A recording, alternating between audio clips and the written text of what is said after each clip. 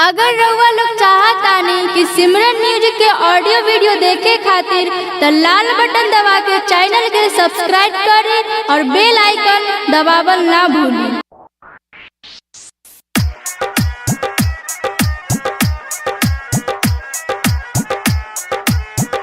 Recording by Simran studio. DJ Kanchan Raj, DJ Kanchan Raj, DJ Kanchan राज,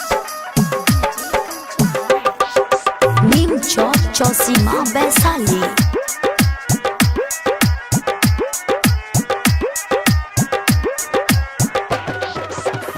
गइल रही सखी घास काटे खातिर चर में, गइल रही सखी घास काटे खातिर चर में, खेत वाला धइल ले बारे अरियर में, खेत वाला धइल ले बारे अरियर में, गइल रही सखी घास काटे उहे चर में।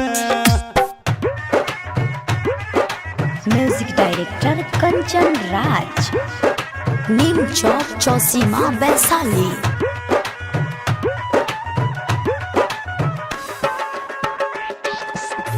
गइनी पकड़ाई सखी मांगे लागल चूमा, अब नहीं जाई मेरे सखी घास काटे उहामा, अब नहीं जाई मेरे सखी घास काटे रे सखी।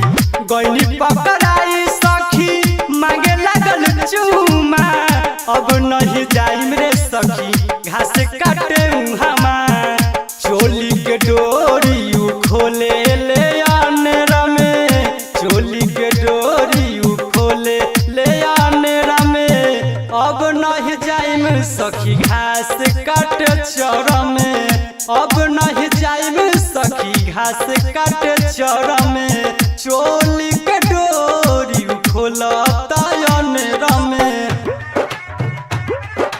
Music director Kanchan Raj, Neem Chowk Chausima Vaishali.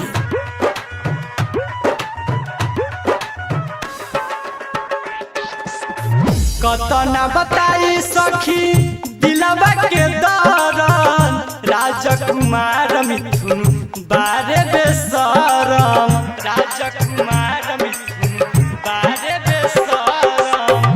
कतना बताई सखी दिलवा के दरन, राजकुमार पप्पू बारे बेसरम, राजधानी सोलिंदर धरे अकबर में, राजधानी सोलिंदर धरे अकबर में, अब नहीं जाइब सखी घास काटे चर में, अब नहीं जाइब सखी घास काटे चर में, चोली के डोरी खोलता अनेरा में। Mix by Simran recording studio, station road, Mahnar बाजार।